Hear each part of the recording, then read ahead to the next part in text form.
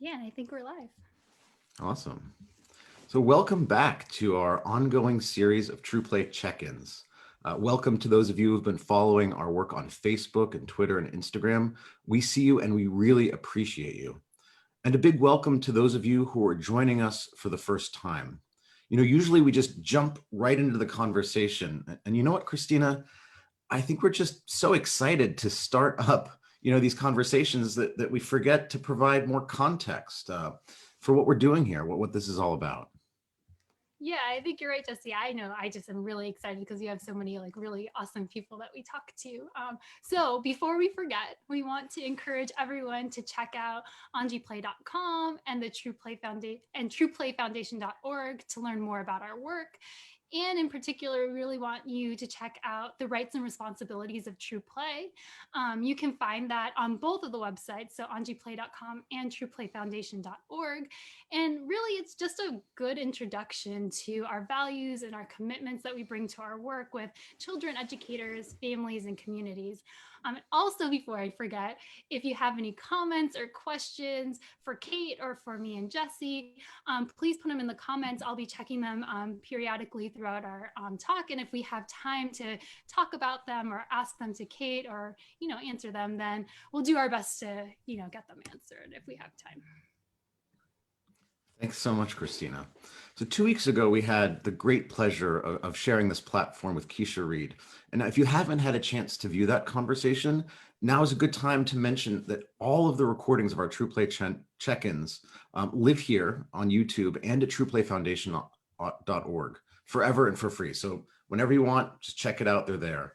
So let's just jump in. True Play check-in number 9. Today, we are so excited to welcome our friend and Angie Play practitioner, Kate Woodford.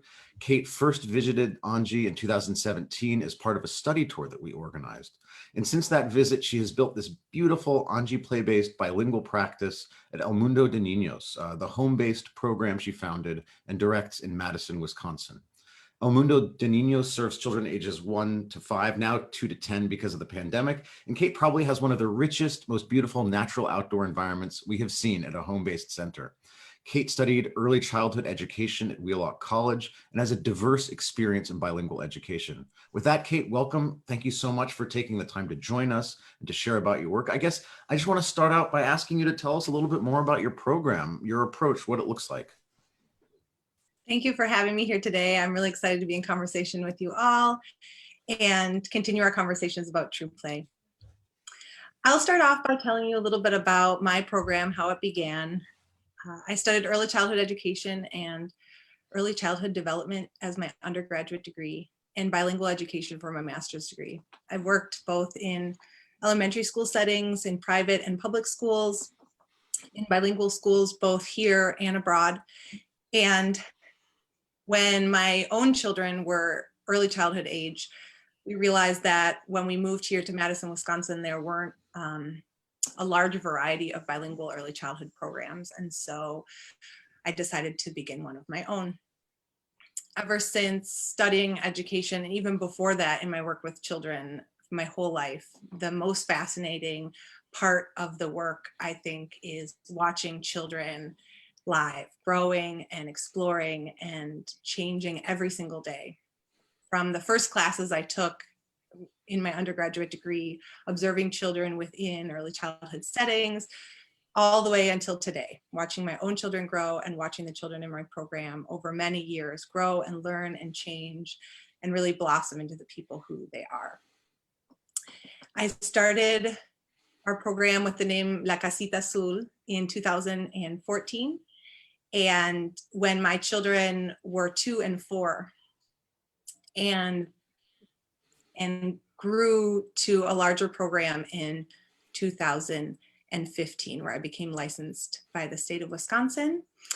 And it was right about 2016 when it happened that my licensor through the state of Wisconsin mentioned Angie Play to me in a casual conversation, because at the time I was really inspired by the work of Waldorf schools, of Montessori schools, of other Reggio schools, where the play was the most important part of the program, and children had more space to grow and guide their own learning. So when I heard about Anji Play, it was sort of all these most important pieces of early childhood education coming together. And so I was very intrigued by this philosophy, and really just took it upon myself to learn more and read everything I could find, which at the time was not very much. And so I decided to do a study tour, traveling to China with the group and really immersing myself into the programs in Anji and learning more about what this had to offer. I finished my graduate program in bilingual ed just before visiting Anji, and had done some action research within my program focusing on language development, language acquisition, and when children were using language. So obviously in my program, the bilingual program, so both English and Spanish are spoken by the children. As the adults in the program, we're only speaking Spanish the whole time. So it's complete immersion from the part of the adults. However, because we live in the United States, and because our children have all grown up from the time they were born, either speaking only English or in a bilingual setting, I like to point out the fact that this is a bilingual program because the reality of all the people in our program is a bilingual reality, both learning Spanish here, perhaps at home, but maybe speaking both English and Spanish at home. And each child's reality varied quite a bit about what they were exposed to, how many days that they came to my program, etc. And so I saw some people speaking more English, some children speaking more Spanish, some children switching between languages. And I was really fascinated by looking more deeply and researching when it was that children used one language or another, how they use language, what use it had, but also what ways I could support their learning. Since most of my studies at the time in my master's degree program were very focused on repetitive language use, so children are exposed to language,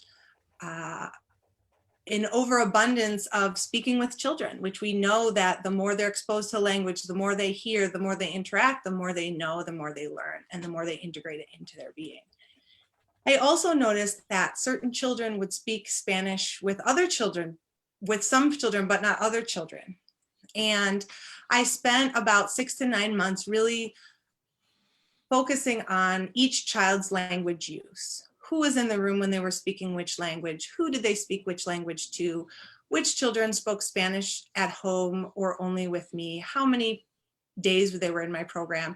And really tried to compare and contrast and reflect upon language use specifically, because I knew that Anji Play was a program in which you step back and you give the children the charge. And so within myself, I was conflicted with these differences between stepping back and engaging with language.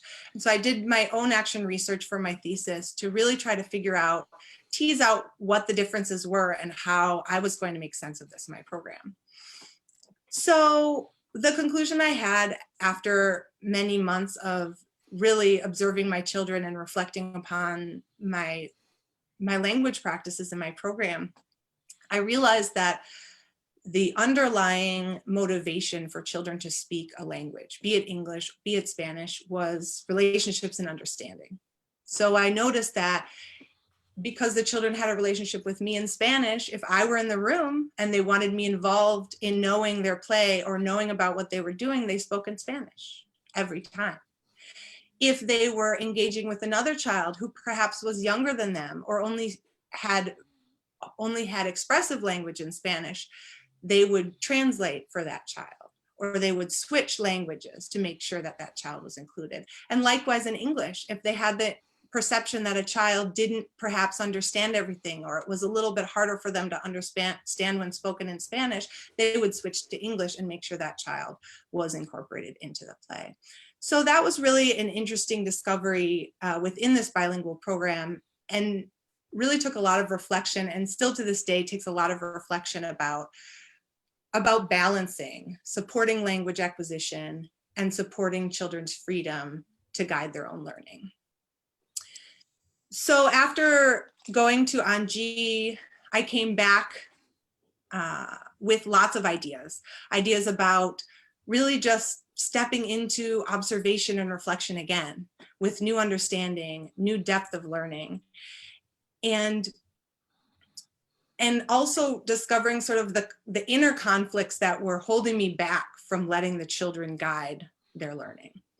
And really finding this deep trust within the children took time and took experience with them guiding their own learning to really come to understand and fully appreciate their abilities and and all that they have already in the world as tiny children.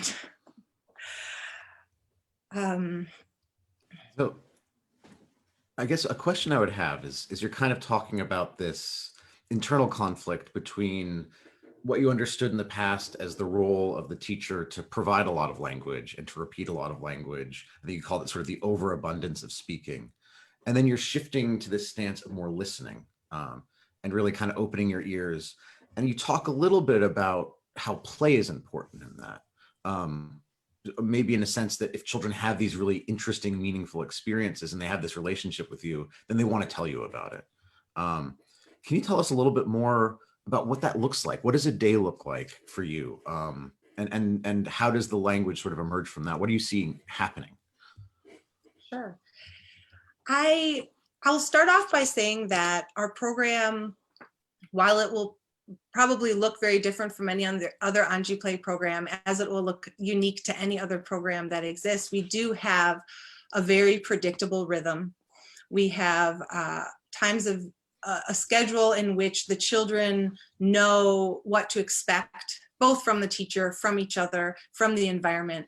And I think that that is something that we use as an instrument in finding the balance. So for example, we have both times indoors and outdoors in which the children have between an hour and a half and 2 hours, where the adults step back and give the children the freedom to choose what they play, how they play, where they engage, with whom, and for what amounts of time.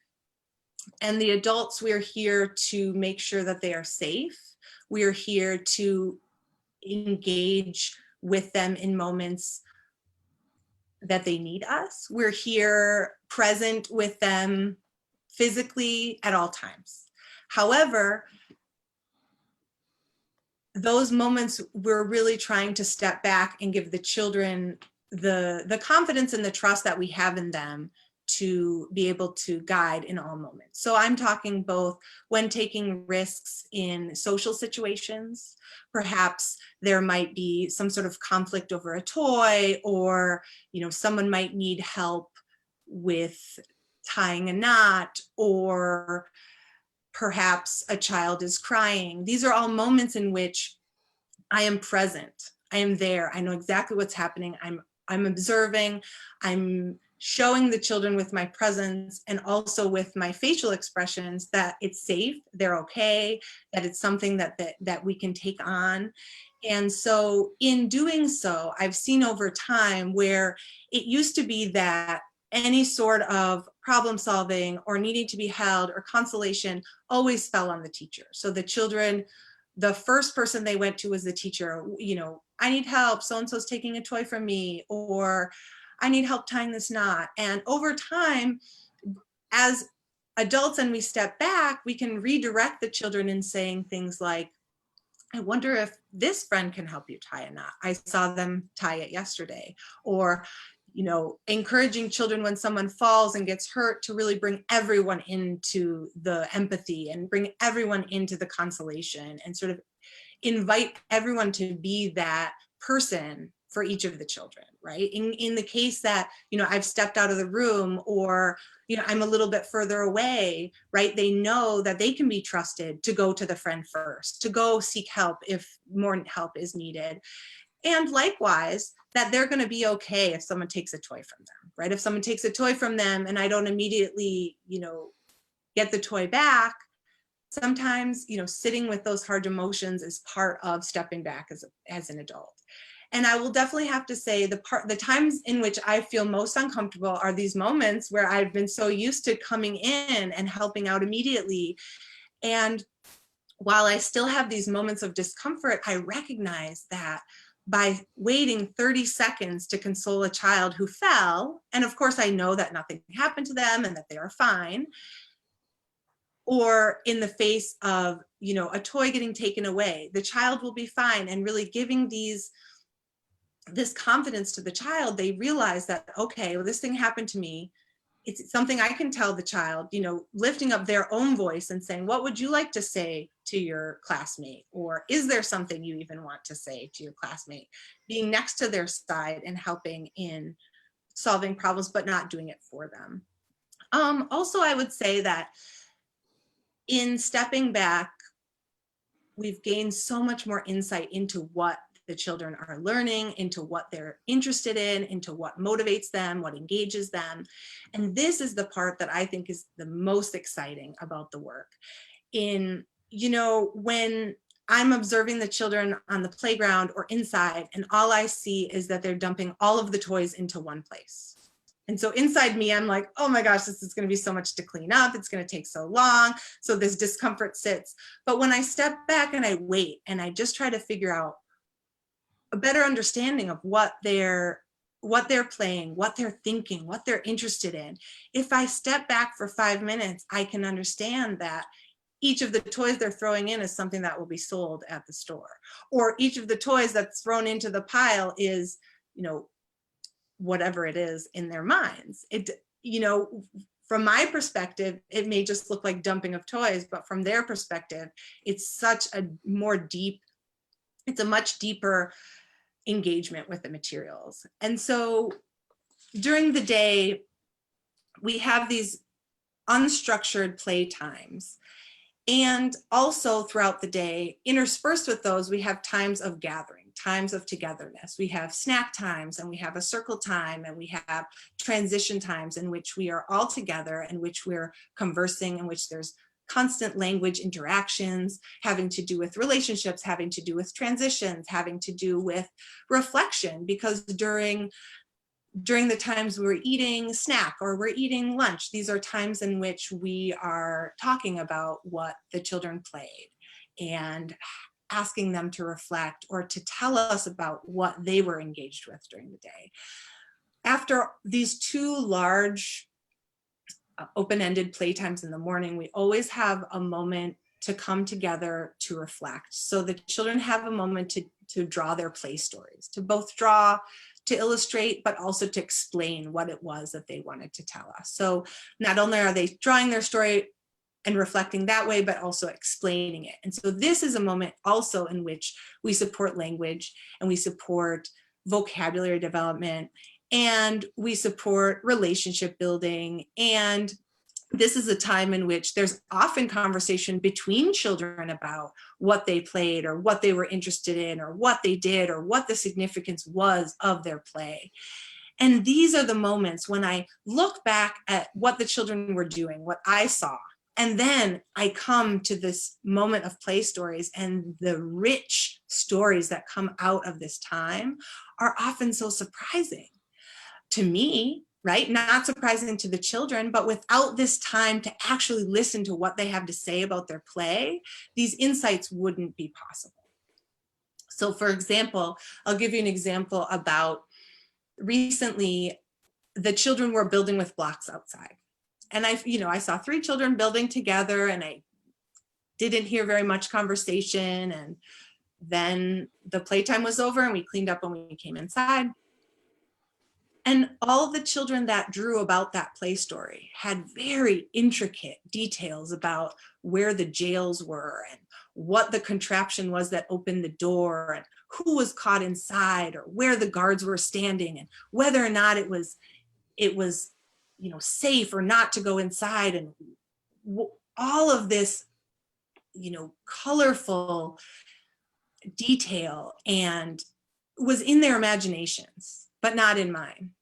And the only way to learn about that was asking them for this information or showing this interest in knowing what they're engaged with.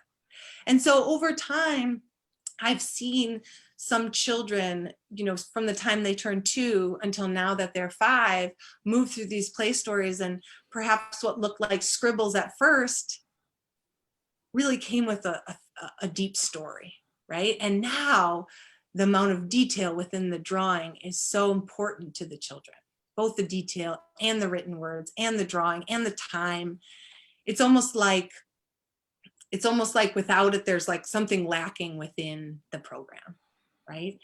And I think this deeper understanding has really led us to know what it is that each child is interested in, what it is that they are discovering, what it is that engages them, and also in what ways they engage with the environment, with their friends, etc. I think something, So there's kind of, one of the biggest takeaways from being an Anji was Miss Chung saying to me, as adults, we don't expect that we all have the same interests. We don't expect that we all have the same joys, or that we like to do the same things or spend time in the same ways with people. Yet in so many programs, we have the expectation that all the children play with blocks and all the children, do everything. And I think in this Anji Play program, there's space for children to not play if they don't want to play alone if they want to play in large groups, to play in small groups, to play with this friend or that friend. And there's no judgment around who they can play with or how they need to play. Each child is seen for their own unique needs and their own unique interests and their own unique ways of being. And I think that that's something that's really only becomes stronger and stronger over time. And I think something that's super Krystina, interesting, Kate, is like I've had conversations with you as you've gone through this process, and to see just the transformation within you as a teacher from, I remember when the children were doing scribbles and you being like, what am I doing wrong? Like, am I doing something wrong? Is the play not good enough that they don't want to talk about it? Is it like, what's going on within the child? Or like, what am I doing wrong as a teacher? And so it's been really amazing to watch you go from like, that's part of the process. Like, that's just part of the process. Children are scribbling, we're giving them the time and space to be able to draw their play, to be able to explain that play to people. And if it doesn't look like what you expect, it's not going to look like what you expect it to at first, and that's fine, because again, like you're saying, children will always surprise you. They will give you that information when they're ready to, and they're able to. And so it's so great to hear you talk about how powerful these play stories are for you as a teacher, and how much information they're giving you, because I know that at first, especially when you first introduce like play stories or reflection as a practice with children, you don't always get those amazing results. And so now that you've really worked with these groups, these children for 2-3 years, you're really seeing how their capacity and skills have built up over time. And so, and then also your abilities and skills have built up as a teacher too. And it's just, yeah, it's really wonderful to hear how you are giving the children the time and the space to be able to really explore things that are of interest to them, and then just be surprised about how it's taken to such an even deeper level than you could have ever imagined. Yeah, I agree with that wholeheartedly. I think my whole life, I was a babysitter for many, many years, since the time I was 10, et cetera, et cetera, et cetera. And I think what was always so solid for me was that I knew that children learn through play. I trusted that children learn through play.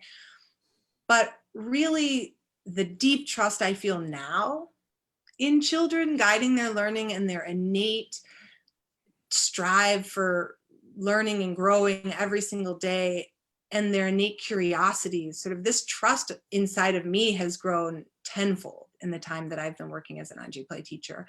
Because by giving the children the space, you're also giving them the opportunity to show you everything they know, to show you everything they're interested in, to really blow you away. I mean, I think that if we're looking at this sort of linear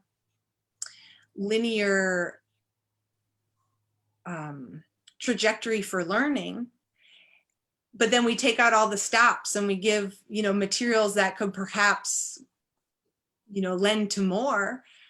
I mean, I see children blowing me away with what would not be expected even in first grade, second grade, you know, in terms of symmetrical building structures, or, you know, playing around with different engineering concepts and things that perhaps wouldn't even be an opportunity. And I think by giving children the opportunity to engage with materials in an open-ended fashion, they really have the opportunity to wow us in all the ways that they're capable of.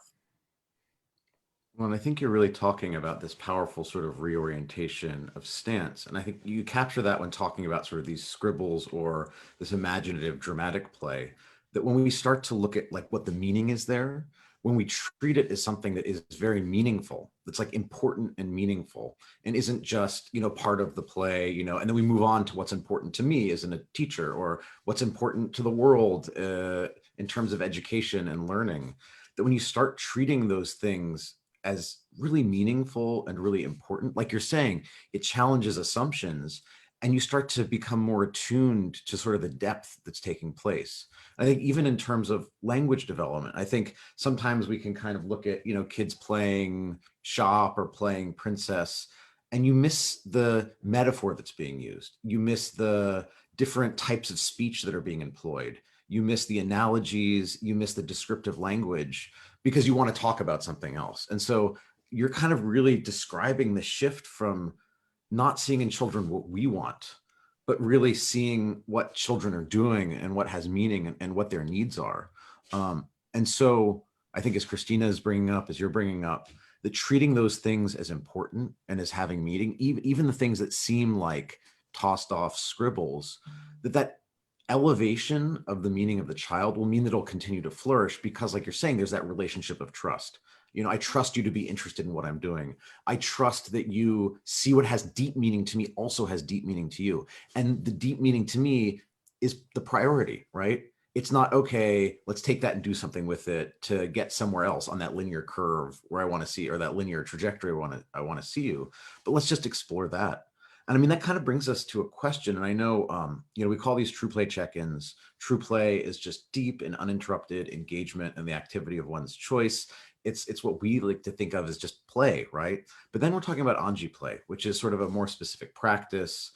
You know, you're describing play stories where children are drawing pictures of their play, and you're talking about taking videos of children playing. And I'm just curious, and I know that there are programs that don't feel comfortable taking videos, or you know, they may have different views on that are super valid, and it's a really interesting conversation. But I'm curious about how video is a part of what you're doing, how children respond to it, how you feel. How do you feel about being there and taking videos of children playing? Even how you use it as an adult for your own practice. Yeah. Well, I have to say that it's been a growing learning about using video documentation, because at first I think my focus was on actually taking the videos, right? And not a whole lot on reflecting on them.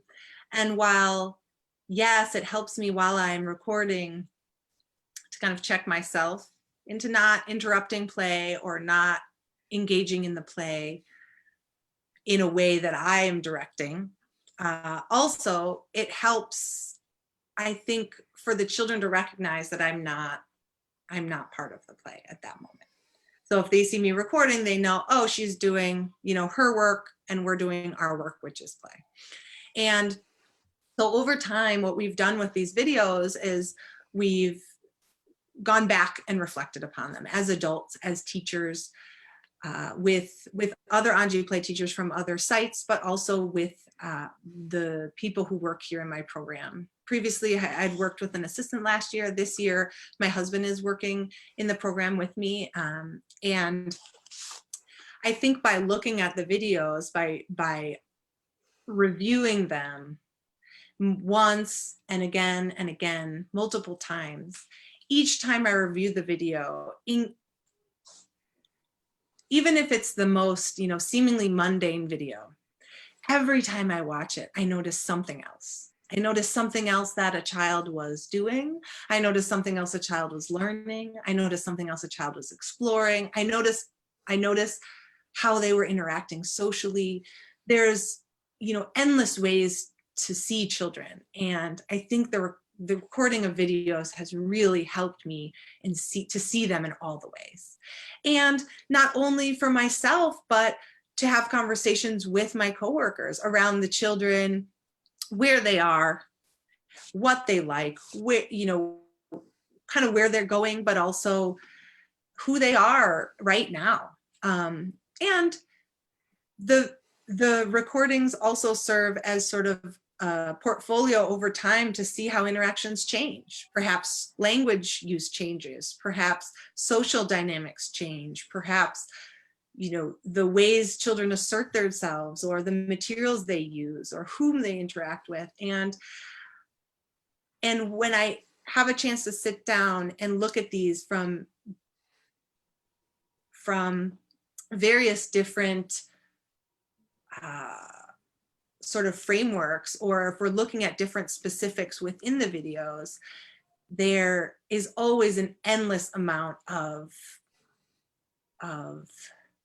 information to understand. And so this year, what I've really tried to do is share these videos with families. So I've, you know, historically shared photos on a regular basis, but this year what I really want to do is I want to share longer videos to give families a chance to do the same, to watch their children in play, to see what they're doing on a regular basis, and also to understand them at a deeper level.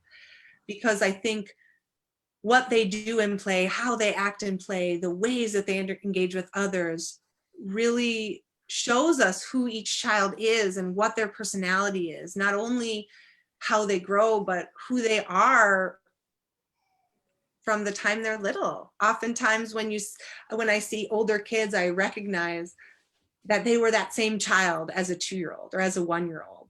But perhaps I couldn't foresee in the future how it would manifest. But now looking back, I can definitely see how those personality traits or interests are ongoing, are lifelong. And I think that that's something that's really, yeah, I mean, there's so many things that I've gotten out of, you know, recording with the children. It's not something that I share publicly. It's something that I use within our program.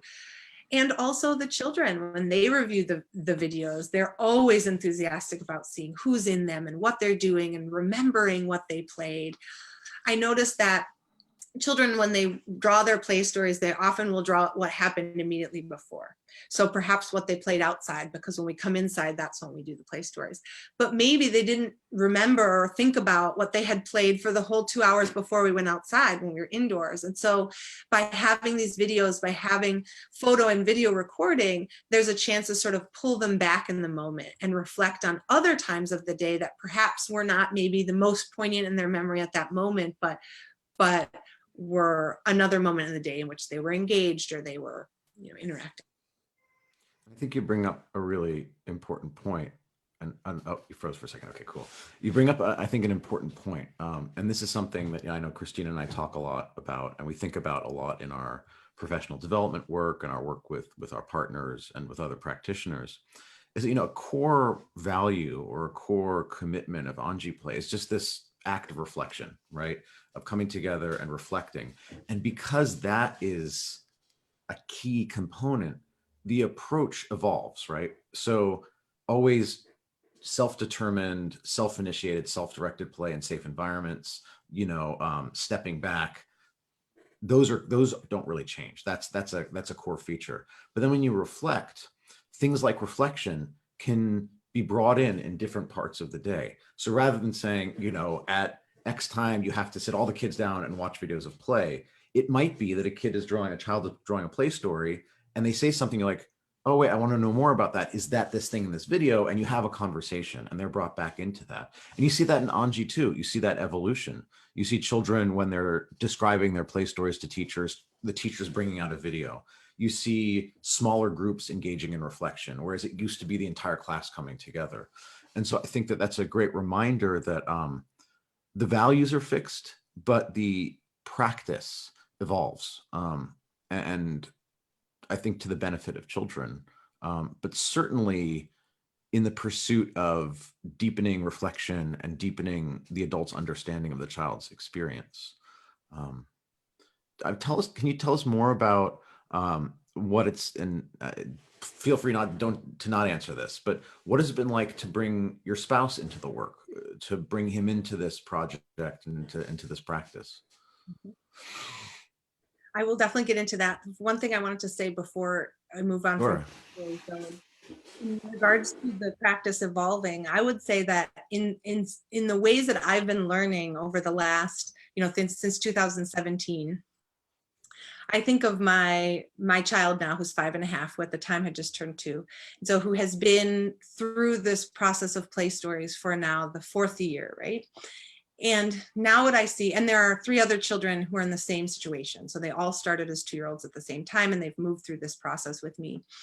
And what I see now is they've all almost made it their own reflective practice. So they'll get down and they'll be ready and they'll say, okay, well, what are we gonna draw about today? What are we gonna write our stories about today? And they kind of like converse together and like think about it there. And there's a reflection piece there among them without any adults. So I think that's a testament to the fact that whether or not we're there, they're still going to do it, right? And so and I think that extends to so many parts of learning. It's like whether or not the adult is there, if they have this opportunity and this sort of this habit of reflection, of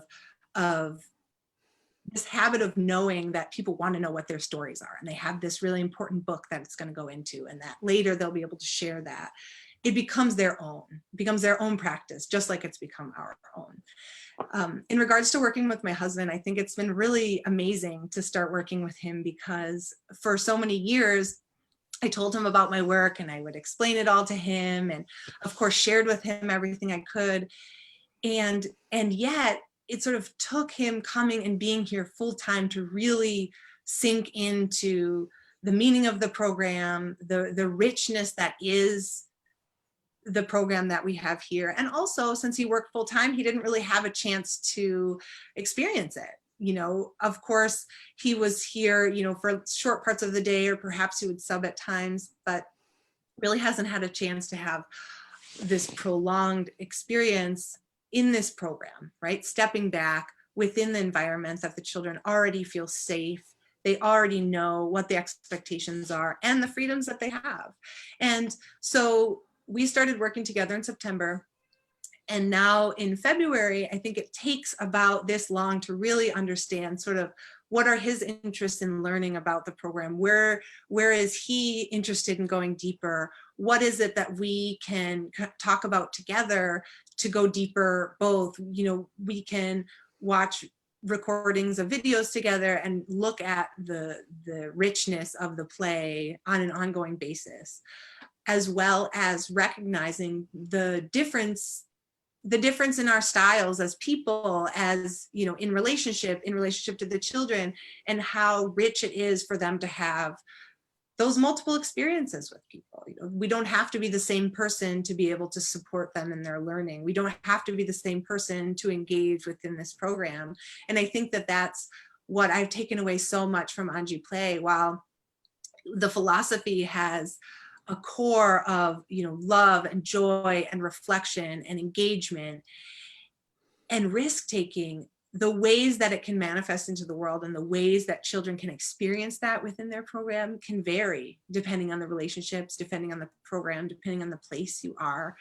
And especially, our program is a very small program in comparison to most of the programs I saw in Anji. We visited schools in China that were from 50 children to 650 children. In my program, generally there's 8, and it's not one age, it's a multi-age program. And so the ways that children interact in my program look very different from what it looks like in a classroom full of 5-year-olds or full of 6-year-olds. And so I think in a very similar way, the way that I show up in the program and my husband shows up in the program, or my assistant last year, the ways we interact are different, but can still be founded within the same philosophies and the same, values that we establish here. I mean, it seems like it's like you talk so much about meeting children where they are in so many words, and seeing who they are as individuals, and you're kind of doing that with the adults in your program. And so that's really wonderful to see, and also just a good reminder that even when working with adults, this is the way to approach it, right? It's not, this is how you have to do it, and this is the end all be all. It's like really meeting them where they are and saying, okay, well, you know, there are these expectations. We're going to step back. We're going to take a video, but what is it that you're really interested in? And like building their understanding from there, their points of interest, their point of engagement, what gets them really excited. And so, yeah, it's wonderful to see how that's manifesting with the adults in your program too, Kate. Yeah, and I'm really looking forward to continuing working with him into the next school year so that we can really develop our practice together and really find ways that we can, you know, not only support each other and the children in our work, but also sort of, you know, find our strengths and see how they play within the program together. And I mean, that comes back to what you discussed with Ms. Chung when she said not everybody wants to do the same things, right? And I think, Krystina, you're saying sort of meeting everybody where they are. I think there's also just this phenomena we see where children take a lot of joy in sharing discoveries. You know, I discovered something, you bring other people into that discovery. One of the great things that I found as a parent and in working with educators is there's also a joy in sharing our discoveries of children, right? And so you have these videos and you can look at them and you can discover stuff together. It's sort of that there's that fundamental motivation that comes from learning something new about somebody and coming from your own perspective, and not being based on a very specific, I'm looking to see this, but what is there? And then what speaks to me and what impacts me. I'm wondering though, Krystina, if we have any questions, if anyone's brought up anything in the chat. But I also want to say, like, taking video can also reveal a lot about yourself. And you kind of you touched on this briefly, Kate, but I remember not too long ago, you brought this amazing video to us and you're like, and I wanted to interrupt and I didn't step in. I only said one thing for this like 30-minute video. And so I think it's also like kind of what you talked a little bit about this, but it like pushes you to see yourself differently. It pushes you to grow in ways that, you know, you might not feel comfortable with. And like having that as evidence, like, okay, like I didn't step in, I didn't say that thing, and look at all these amazing things happen also is like really powerful as, you know, a teacher, and it really gives meaning or like support for what you're doing too. So yeah, I just wanted to highlight that as well, because you are learning a lot about the children through taking videos, but you're also learning a lot about yourself as a teacher as well. I think one of the phrases that someone said once was, "Anju Play is discovering the child, discovering the world." And so, and that always rings really true with me, because I feel like just as much as the children are discovering daily sort of in the world and what's around them, I am discovering about them every single day, something different, something new, something changing, something that they learn, something that surprises me and really blows me away. And I think that that's what continues to motivate me every single day to, you know, to be here, but also to continue the work that we're doing. Yeah, so we have two questions. I think one is in Portuguese, and I think it is, where are you from? I don't speak Portuguese, but I'm guessing. Kate is in Madison, Wisconsin. Jesse and I are in California, Northern California. And there's one other question that kind of goes into engagement and play stories. So there's three questions, so I'll read them all at once. And I guess all three of us can answer. Like, I don't want to put you on the spot to have to necessarily answer, Kate, but it's like more broad of a question. It says, can engagement always be observed? Or is there a level of engagement that cannot be perceived? Is this where the play story can enlighten? Ooh, I think yes, absolutely. I mean, I think that there's a level of engagement or discovery that even then people might keep to themselves. Like the children might not tell us about everything that they're thinking, or might not want to share it all, or might bring it up at another moment. I'm gonna have to think about that for a second. Yeah, but I think that the hope is that over time that the children will feel this trust from the adults to share what they're learning, to share what they're discovering, and so that will open, you know, the door to understanding them in a deeper way. However, I think if we go back to sort of this respect for children choosing, you know, who they play with, when they play, and how they play, perhaps around reflection, it's the same thing.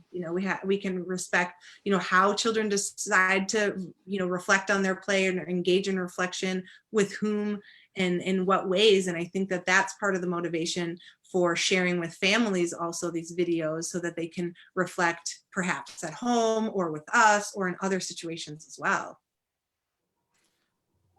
And I think, level of engagement that can't be observed. I think maybe the question is sort of asking, like, are there levels of meaning that we're not aware of, perhaps? Because I think, engagement, if somebody's doing something, they're engaged. I guess there's depth of engagement. So a child is deeply engaged and maybe isn't interruptible. But I think this question of sort of layers of meaning, I think meaning is so subjective that meanings change. The meaning to a given child at a given moment might be different 10 minutes later. It might be different to another child. It might have multiple meanings. That meaning might change for the child when they see a video or when they draw something. And I think, as you were discussing, Kate, as you watch videos over and over again, you're always seeing something new, and you're always seeing it from a different perspective, and you're discovering more and more. And so I think that that's the challenge of very fixed sort of directive pedagogies, where it's like you have a specific fixed outcome or meaning that you want to convey. That there's a way in which this embraces sort of the multitudes of meanings and gives space for those meanings to be shared if the child wants to share those meanings or that meaning. But treating all of those levels of meaning as valuable and valid and interesting and something that we all gain from, I think, is that sort of shift in orientation. And I think you're right too to say, maybe there's levels of meaning, or there's depth, or there's things that are happening that we might not be given access to. That might not be something that someone wants to share, and that's good too, right? There's no problem with that. Yeah. Well, I mean, if there's anything else you want to share, I mean, I think we could keep on talking, but I know it's getting into the afternoon there. Where can people find your work? Is there a website or a place that you'd love to point people to? Yeah, I have a website. It's www.elmundodeninos.com. I would say, there's some information there about my program. I'm working this year on sharing some more on Facebook, and so I'm hoping to share more often with you all sort of some of the reflections that the children are going through here, some of our, day-to-day work. And I hope you'll all follow along and yeah, ask any questions or interact with us in any ways that you're interested in. Thank you so much, Kate. And I would say this video will remain up on Facebook right here. Continue to comment, and we'll do our best to respond. There's not an expectation on you, Kate, but if there are things where we don't know the answer, we might reach out to you. And yeah, check us out at angieplay.com, trueplayfoundation.org. Send us your questions, follow us, like us, share with us. We're here, and we just love to be a part of this broader conversation about what True Play and about what Angie Play means for, a growing community of really wonderful, fantastic, inspiring educators like Kate. So thank you so much, Kate. Yeah, thank you, Kate. Yeah.